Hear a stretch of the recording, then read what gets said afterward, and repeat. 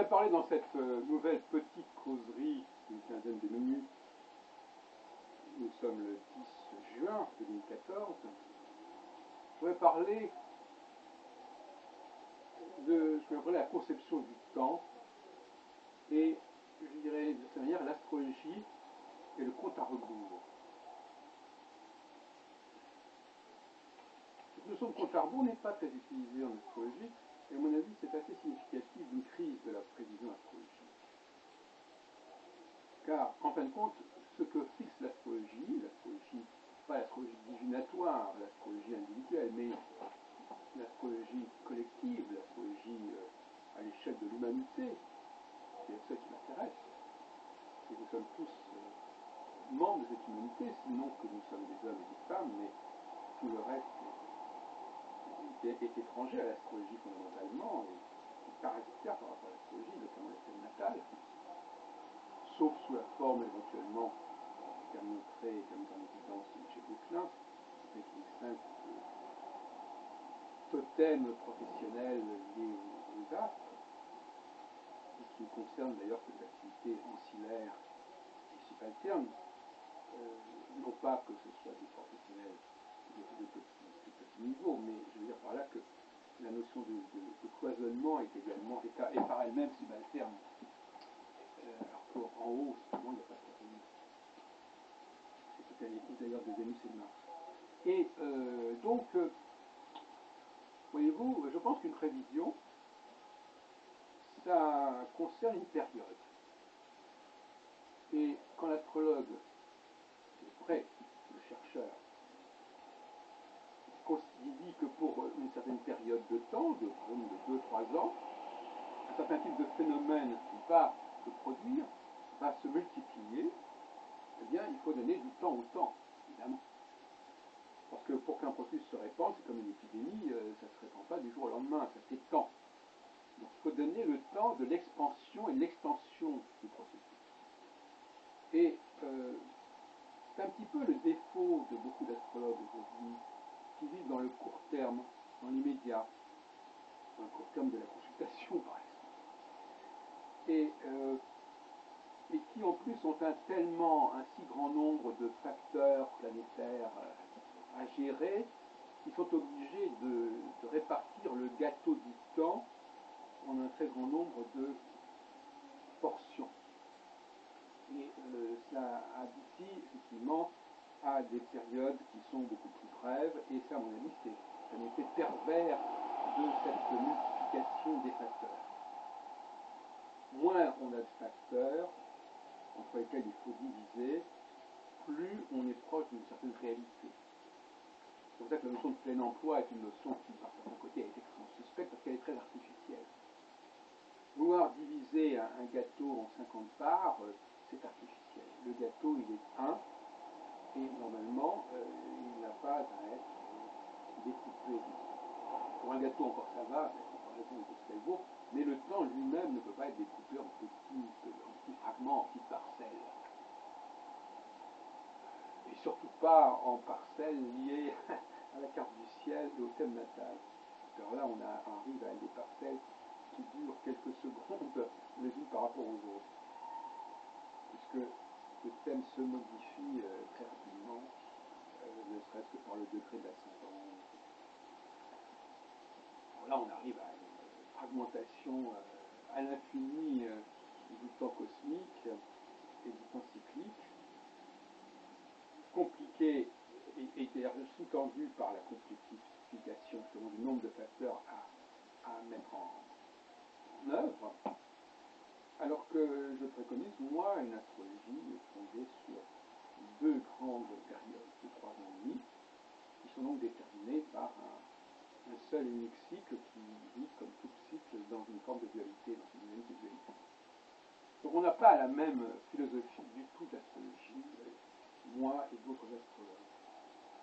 Alors évidemment, chacun a sa conception de la prévision.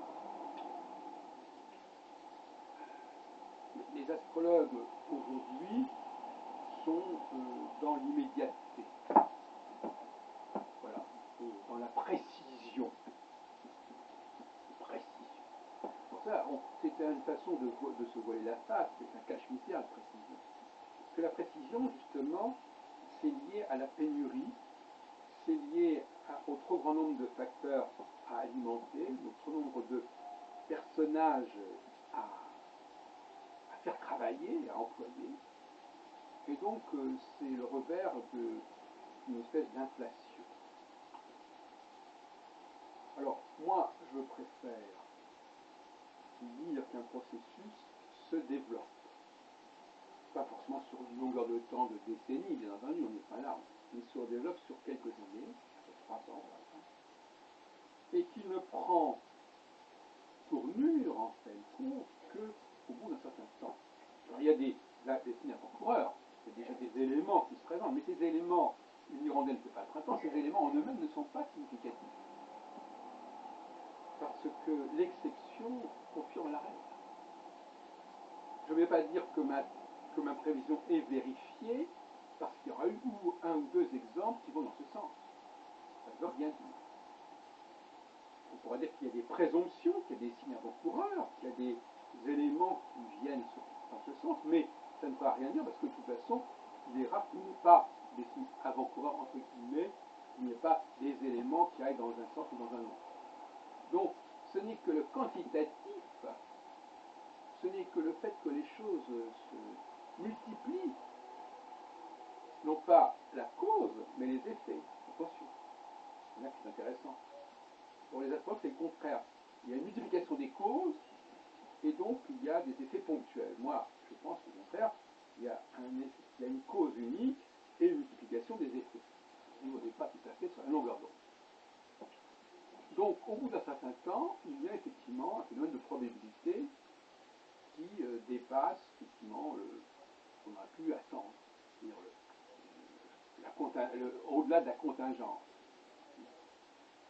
Et la contingence, il ne faut quand même pas en abuser. Donc il faut dépasser le seuil de contingence, dire voilà, bon ça d'accord, mais ça ne suffit pas. Pour que la preuve soit apportée, il en faut plus que ça. Donc on ne va pas se précipiter sur les cas comme ça qui se présentent, comme un astrologue qui ferait une recherche et puis qui serait content d'avoir trouvé 2 ou 3 cas qui collent avec sa théorie. C'est pas très sérieux. Donc il faut laisser du temps au temps et accumuler patiemment les éléments et voir si la tendance qu'on a annoncée est véritablement confortée ou pas. Et la prévision, donc, c'est pas une prévision de telle ou telle chose en particulier, c'est la prévision d'un phénomène global. Il va y avoir de plus en plus de choses de ce type-là. Et dans des pays très différents, et dans des contextes très différents. Mais le même phénomène va se produire. C'est ça la démarche statistique. La démarche statistique, c'est de montrer que par-delà les contextes différents, les conditionnements différents, il y a un phénomène qui finit par ressortir toute condition égale par ailleurs. Hein. Rebus sixtantibus. Et à ce moment-là, c'est d'ailleurs même que par exemple, à une époque, on faisait des critiques sur les travaux de Gauquelin en disant oui, mais quand les gens choisissent une progression, ça peut être un facteur tout à fait contingent. Oui, jusqu'à un certain point. Mais quand la tendance se confirme, là, on est au-delà de ce on a montré que la tendance est plus forte que la contingence et que le conditionnement. Terme cher à Jean-Pierre Nicolas, on va jamais dire que compris ce qu'il voulait dire par là, donc l'astrologie conditionnelle. Alors, est-ce que c'est l'astrologie qui conditionne? Est-ce que c'est l'astrologie qui doit être conditionnée par les autres facteurs? Effectivement, c'est un débat. Il y a l'astrologie doit être plus forte que les conditions X ou Y qui peuvent exister dans tel et tel pays.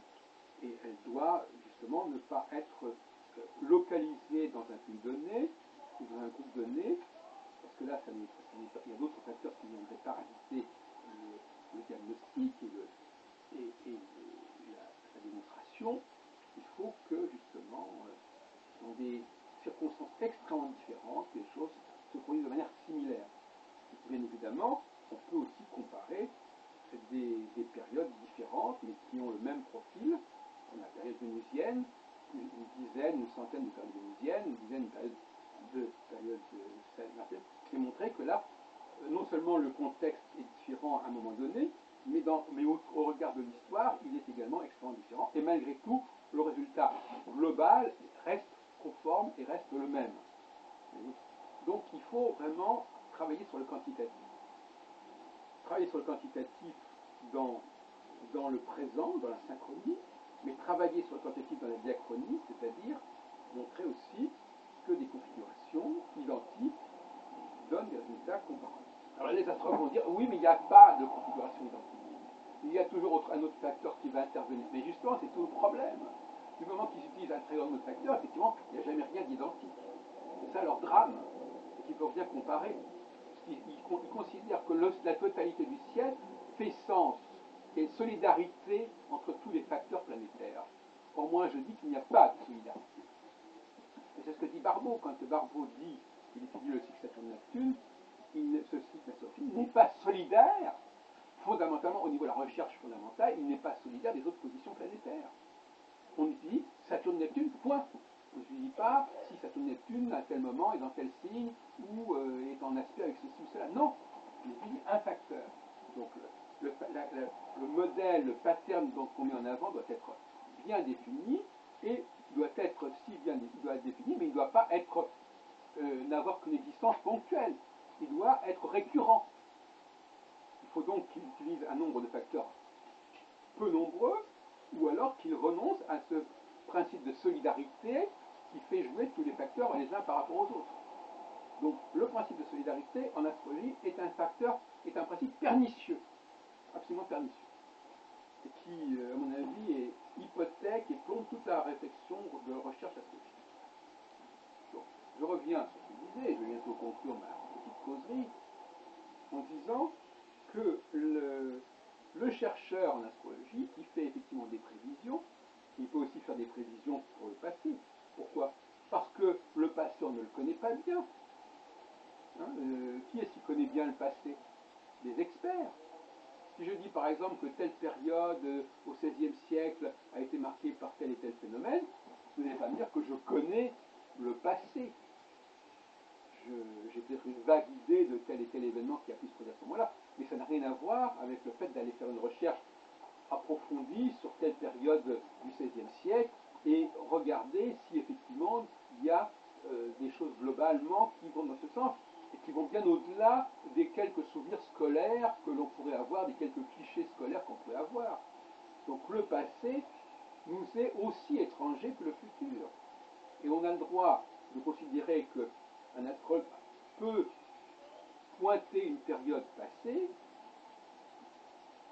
sans pour autant qu'on dise ah oui mais il connaissait. Non, il connaissait, il avait quelques pistes éventuellement, mais ça n'a rien à voir avec une recherche approfondie et systématique d'une période donnée. Il faut mener d'ailleurs avec des historiens de la question, avec des gens qui connaissent cette période. Donc le passé, nous n'en connaissons pas grand-chose, et souvent les astrologues croient que le passé c'est connu. C'est pas connu le passé. Il y a quelques bribes de passé qui nous sont connues, et parfois elles ne sont même pas exactes. Donc le client aussi, son passé, qu'est-ce qu'il en connaît de son passé? Il faudrait qu'il fasse un travail d'anamnèse, de psychanalyse pour se replonger dans son passé, et pour non seulement son passé, mais le passé d'un individu isolé, ça n'a pas non plus d'intérêt. C'est le passé collectif. Ce qui m'arrive à moi individuellement, c'est intéressant, mais ça n'apporte rien à l'astrologie. L'expérience personnelle individuelle n'apporte rien à l'astrologie. C'est pas parce qu'un client est content d'une prévision que j'ai faite que ça apporte à l'astrologie. C'est la quantité des clients qui est déterminante. C'est la somme des clients, c'est l'accumulation des clients, l'accumulation des faits convergents qui est intéressant. Et non pas un cas remarquable ou un cas flagrant. Alors évidemment, c'est beaucoup plus facile de faire une conférence en mettant en avant 5 ou 6 personnages célèbres, en disant voilà, qu'on a choisi d'ailleurs exprès de tout ça. Bon, tout ça c'est de la plaisanterie, bien évidemment. C'est de la pédagogie de petit niveau.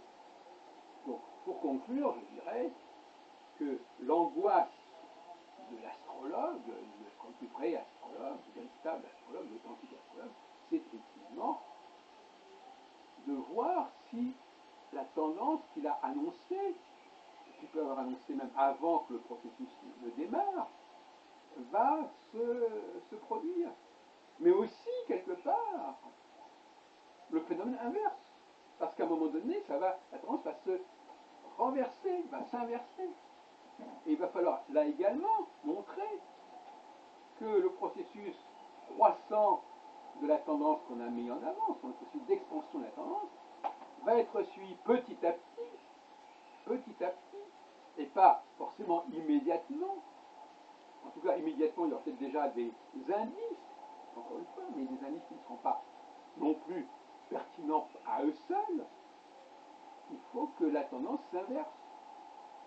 C'est-à-dire que le processus qu'on a annoncé comme étant déterminant pour la période A le devienne de moins en moins pour la période B, et etc., et ainsi de suite. Voilà de la bonne philosophie de la recherche archéologique.